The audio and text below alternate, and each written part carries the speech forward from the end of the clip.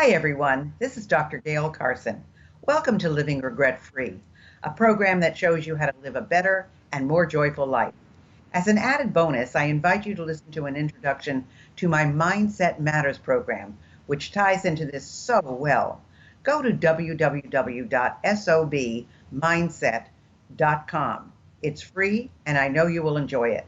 If you'd like to contact me personally, drop me a line at gaylecarson13@gmail.com or go to my website, www.spunkyoldbroad.com, and sign up for my weekly newsletter. My guest today is Ernie Vecchio. He's a psycho-spiritual mentor and thought leader, offering contemporary wisdom on human suffering.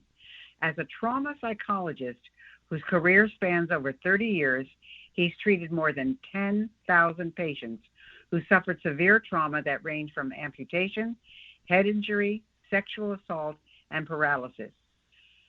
For Vecchio, adversity becomes an opportunity for self-correction, growth, and healing.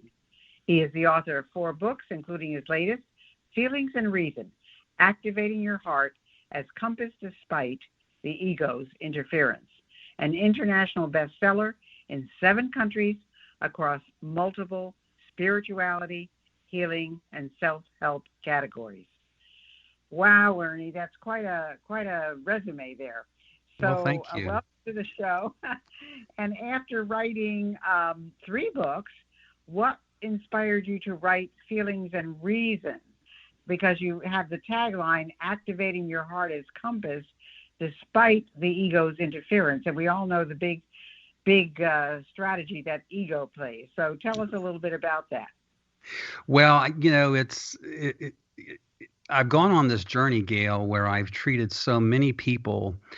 I was looking at your material and your website, and that you've battled with cancer throughout your life and some other health issues. And if I ask you if you grew from those experiences, if that adversity woke you up in some special way, you of course would say absolutely, because it's largely what you are about as an individual. Well, imagine now that I've worked with 10,000 Gayles. They've all gone on their individual journeys. They've all gone inside themselves to fight against this shadow side of who they are. If I'm not this body, then who am I? If I'm not these legs, if I'm not this spinal cord, then what am I? And imagine that in that journey, you've picked up the wisdom, not just of your own individual personal unfolding, but the unfolding of others. It feels like Indiana Jones. That's what it feels like. And so I decided at the end of my career, when I left the hospital, that I had to somehow put this in a book, in a philosophy, and a theoretical approach that really incorporated all of counseling and psychological theory, as well as spirituality, some holistic, integrative way to talk about the human experience. I had to do it. And if you've looked at the book, really the depth of it is in between the lines. In other words, without discussing with me about the contents of the book, it's just kind of textbooky, and it's kind of heavy and weighted. But the inspiration was that I needed to get it out. This wisdom is incredibly profound. It's not in the mainstream in any way, in the way that I'm talking about it. And so, yeah, that was the inspiration. So what is the difference then between suffering for ourselves versus suffering with ourselves? I'm not sure I understand the difference. Yeah, what I kind of experienced in the hospital is that many people define compassion as martyrdom and sacrifice, which is suffering for the self or suffering for others. When you think about burnout in the helping profession, it's, now we call it compassion fatigue. Well, you really only get that kind of weightedness if you try to carry the suffering of others. Compassion technically means to suffer with another individual, to hold the space, to be there with them in the process, instead of carrying it for them. And what's profound about that is, and I say this on my website, I say it in my own podcast, that if you're off 1 degree on a compass, the further you get away from your starting point, the further away the destination is. So being off for versus with, that 1 degree, was huge in people's recovery. It was just a big deal. And Yeah. Yeah. Yeah, I mean, I've never, when I haven't gotten to that first point where you talked about, but I know that with me, and of course, this has been a 30-some year challenge for me. Yeah. It's just that I do what I need to do, and just like getting the COVID shot, it was really difficult because first I got I got an email saying call this number, which of course I called, left messages, never got it returned. Then I got an email saying text to this address, which I did, and I never got a response. And then I was sitting, believe it or not, I was sitting in the oncologist's office at the hospital when a friend of mine called. She's a nurse at one of the universities, and she said, I heard that if you go to this building, you can get an appointment. And I had never even heard of the building. So I said to the doctors, do you know where this building is? And they said, no. And I said, well, interesting. So I went to the male nurse at the counter because he knows everything. And I said to him, do you know where this building is? And he said, yeah. I said, well, where is it? He said, right across, and he told me where it was. Well, when I left the oncologist's office, I drove right there, parked in the fire zone because that's the only parking there was, went in, and I got an appointment. And the next day, they stopped giving out appointments. So if I had not taken action right then and there, I probably still would not have my COVID shot. And I get my second one in a week and a half. So it's really interesting. I've just always kind of taken charge. But you also talk about a missing piece in the mental health model. What is that? Well, and you and I are both boomers, so you can probably relate to this. You remember the book, The Road Less Traveled, that was written by Scott Peck? For sure. Yeah, well, I'm really trying to bring that back into people's awareness. The gold standard used to be The Road Less Traveled, the inward journey, and looking at unconscious reasons for wounding and for woundedness. And so what happened about 3 decades ago is we shifted from this gold standard of the internal world and your subjective reality to how you think is how you feel. And the reason we made that shift is that you don't have to have a degree to go out and buy a book on cognitive behavioral therapy. You can teach that to anybody, right? But the problem is that you're not a computer. And reprogramming your thoughts doesn't really go after the wound.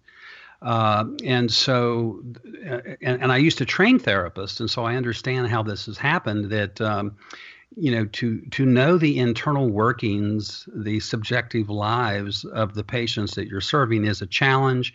It's a lost art. And I know it's easy to fall back on the how you think is how you feel kind of paradigm. But the problem is now we have 3 generations of professional helpers who can't find their way out of a bad storm, but yet they're going to help you. And so that bothered me as a trainer of therapists. That bothered me, and it bothered me as a helper. That this idea that we have to be able to counsel and help people, it's different than holding somebody's hand and holding a space. You're actually trying to solve a puzzle that is you.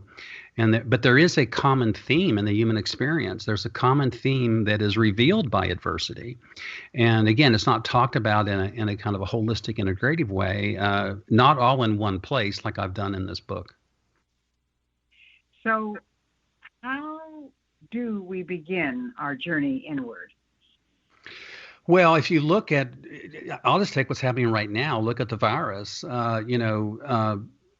We have no control over this. The thing that it's really driven home to me is that before the virus hit, we were kind of indifferent towards one another, and now we are entitled with our indifference.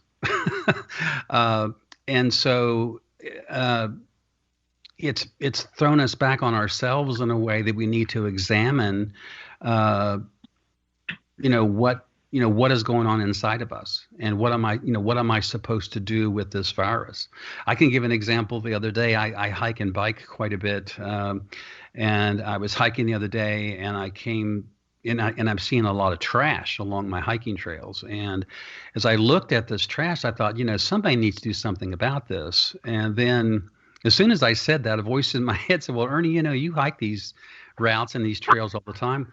Why don't you just pick it up? and so and so and so lo and behold, that's kind of what I did. I got me a big leaf bag, and I stuck a garbage bag inside of it, and I put a strap on it. And now when I go out for my 6 and 8 and 10 mile hikes, I'm picking up trash along the way. And so that's what I'm doing about the helplessness that I feel in the pandemic, you see, because what I was going to talk about before this happened is that I was going to turn you on to your internal GPS that you have been, detached from and divided against. And then the pandemic hit, and now the division is larger than just the individual. Now it's cultural. And I saw this division happening, Gayle. I saw it coming long before it got here. Long before it got here, I saw this division happening. And so the pandemic's given us an opportunity to look inward at our own division, at our what inside of us is epidemic. And I am proposing in my book that it's ego dysfunction, that you do have some disorder, you do have some dysfunction, some maladaptions that are harming you in some way. You know this if you're not able to be your best self, because those maladaptions are preventing that. And then it becomes a kind of a spiritual piece, and that something larger than you is at work. And the ego, a lot of folks don't know this, is focused on right or wrong, where the heart is focused on true or false. And so putting your heart as the compass is not some romantic idea, it's real. And ironically, Gayle, the ego has never been the compass, but yet we act as if it is. Wow. So you talked about COVID-19. What are some of the tips you can share about coping with COVID-19? Well, again, I go back to this business of isolation. I know for me, it's taken my world, as it has everybody's world, and kind of isolated us. You've got to find your own version of church, your own version of sacredness, time spent with yourself where you're not condemning or blaming or judging yourself, but time spent, being gentle and kind to yourself in this isolation, and realize that it's happening to everybody. It isn't just happening to you. And I've got this formula that I'm going to put on some T-shirts and at some point, but it's a Galileo kind of formula. People have forgotten that Galileo looked up in the stars in the 1800s and said that the sun was the center of the solar system. And he came into the church, and the Catholic Church said, no, that's blasphemy. And he, of course, died in isolation with this truth that he had revealed. Well, I'm saying that the heart is the center of the human experience, but yet we're behaving as if the ego is. And so I'm saying that the ego exaggerated minus the heart as compass equals suffering tenfold. That is E squared minus HC equals pain to the 10th power kind of thing. And that formula is real, Gayle. I mean, but it's hiding in plain sight. And so the short answer is that the virus is activating all the things about the ego that haunt us, that we conveniently avoid through our day-to-day life because we're on automatic. Well, the pandemic's taken us off of automatic, thrown us back on ourselves. And what is happening internally? What's the friction that you're feeling, and look at it and don't judge it, and just try to understand it. Well, it's interesting because I'm doing very well, even though I'm self-isolated. You can imagine I've been almost a year, another month it'll be a year that I'm in my apartment, not going anywhere except to the hospitals and the doctors. But great. I'm not despondent. I'm not, upset. I live a very full day. I can tell you that. And well, and I bet you Well, and I don't mean to interrupt you, Gail, but I bet you have a very powerful inner life. I do. I Yeah, do. exactly. Yeah. And one of the things my son said to me is, Mom, you've worked for 61 years. Why don't you retire? And I said, but what would I do? I love what I do. Why would I, I'm doing everything I want to do. Not everything, because I can't go out to lunches and dinners and things like that. But, so he said to me, but I know that if you weren't doing the things that you do, and believe me, I am active from the time I get up till the time I go to bed, he said, you wouldn't be who you are, and you wouldn't think the way you are, and you wouldn't be as positive as you are, and you wouldn't be as active as you are. So, there's a reason for finding strength in a whole bunch of different things than just what am I losing and what am I lacking Well, and what. yeah, What your passion is based upon longing to connect and reciprocation. A lot of people's passion is based upon lacking and fear of connection. And so that's another piece of looking internally is that what is your passion? Because remember what passion is, it's suffering. And what is that if it isn't directed towards something, either at the self or out at the world? So people like yourself and like me, because I have enough energy to charge a small city as well. If I don't do something with this energy, it turns on me. So I need to put it into something productive, or it becomes destructive, and that's what happens with passion that's based on lack. And so this idea of connection, one of the things I do in the book is I answer the 5 questions of when, where, who, what, and why, that we spend all of our lives on when, where, and who we are, and very little time on what and why we are. Well, what we are spiritual beings, you kind of stuck in a psychological reality. And why we are is to have a reciprocal relationship with the world around us. If we don't do that, we're just parasites. And as harsh as that sounds, look where we are in the culture. Between this, I know. That's why I think this is a great time, because I'm certainly connecting with people who I haven't talked to in a while, and I try to stay in touch with them. And I am amazed how many of them are doing nothing. They're doing nothing. And, and I don't know how they're doing that, because that would just drive me nuts. But what I'm struggling with right now as well is I've been a helper for 40 plus years, and like you, I'm a boomer, and it's like I still want to help. I want to give away this, I feel like I have found the cure for cancer in the middle of the epidemic. And I'm talking metaphorically, of course, that this model and this philosophy and this context that I have put together isn't just mine. It's coming from thousands of people that I've worked with that have undergone true adversity, and they've left us these insights and these epiphanies of how to shift our perspective about much of this in a holistic, integrative kind of way. But who do I tell? It's like when you find the cure for cancer in the middle of the plague, people are less interested. You see, it's because everybody's focused on the pandemic and plus the politics of it all. So based on the people that you've worked with, amputation, head injury, sexual assault, paralysis, what is one of the biggest lessons learned by one of your, I don't want to call them students or clients or patients? What did they say to you? Well, the one case that comes to mind always is, I say that the heart is the compass. You asked most people to point on their body where the human compass is. Many people will point to their heads. Very few people point to the heart. Well, I had a blind woman who was raped and beaten so badly during the rape that she was blinded during the rape. And just before she lost her vision, she went and shot the guy that raped her. Well, she ended up going to prison because she thought about who she was going to kill. So she ended up going to prison for that. So she's in prison for 5 years. She's blind. She's unable to see, and she made some derogatory remarks in the prison about certain prisoners, and so they had to put a guard at the foot of her bed when she slept at night for fear someone was going to harm her.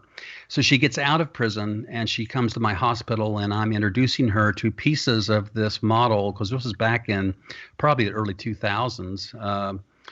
And I'm connecting her to this, and again, sharing with her the context that many of my patients had taught me along the way. And she said to me, Ernie, how is it that I can see better now as a blind woman than I could ever see when I had my vision? And I said, I don't know. You tell me. What are you seeing with it? She points to her heart. And she later ended up doing blind mobility training for children once she got out of the hospital. And keep in mind that she was 5 years with nightmares, 5 years. All she could see was the guy that she murdered, and she was going through the whole process of the rape. So, and I. But why was she in prison? I mean, it was self-defense. Oh, well, no, it was after the fact. She waited after the fact. Had it been self-defense, no, she waited like a day or two later and then went and shot the guy. So it was premeditated. So, but she ended up, yeah, I know it's kind of sick that she ended up going to prison, but she was only in there 5 years. I say only, but she did 5 years for that. And she did that as a blind person in prison as well. So it was something else. But yeah, so this idea, so this idea that the heart is the compass, and being able to use that as the lens that you look at the world through, it's the mediator, it's that part of us that allows us to see the ethic of all of this. We're so caught up, Gayle, in morality right now in the culture, and by that I mean just straight up dogma, right and wrong and good and bad, and this dualistic kind of view of things, and that doesn't solve any problem. That doesn't move us in any direction. And we're talking about the reset, when really what I talk about is reorientation. That we have to get oriented to the task. We're off of true north, and we're focused on each side trying to be right, and as a result of that, we're stuck. And the pandemic is magnifying that at some big level. Yeah. So how can people get a hold of your book, and how can they reach you in case they want to talk with you? Well, I've got my website, of course, which is myname.com, and my book is on Amazon, and my email address is heartascompass@outlook.com. And right now, I'm in the process of trying to put together some courses around this material, but it's so large and so big that it's become quite a challenge to do a course around it. But that's what I'm trying to do. And I'm attempting to, I'm taking in a few clients for coaching, because I've been in the trenches for so many years and working with in the trenches with folks. I'm trying to figure out what kind of helper I want to be at this chapter, but I've got so much to give away about this, but I got to have somebody raising their hand, asking questions, because the quality of this work is based upon the quality of the questions that are being asked me. But there's not much. There's not much in the human experience that this material doesn't answer, Gayle, and that's a big deal. And most psychological and counseling theories don't do that. Well, I'm going to give them the spelling of your name so they can find you. It's Ernie, E-R-N-I-E. And it's Vecchio, which is V-E-C-C-H-I-O, 2 yes. C's, ErnieVecchio.com. That's where you can find Ernie. His email is heartascompass@outlook.com. And you can find his book on Amazon, did you say? Yes. And my website as well, of course. Yeah. And his website as well. So there's lots of places that you can find Ernie, and as you can see, he's got a lot of important information, especially for those of you that are going through trauma of some sort. I mean, here's somebody who has worked as a psycho-spiritual mentor and thought leader. He's worked for over 30 years as a trauma psychologist. He's treated people with all kinds of ailments and issues. So if you're saying, boy, I don't think there's anybody left for me, Ernie may be your answer. So ErnieVecchio.com. His email is heartascompass@outlook.com. And remember, if you're trying to find me, I'm at spunkyoldbroad.com. Thanks for listening, and I hope you enjoyed today's show. I choose my guests carefully, so if you have someone you'd like me to interview, please drop me a line at GayleCarson13@gmail.com. In the meantime, check out my intro program, Mindset Matters, at www www.sobmindset.com. See you next week.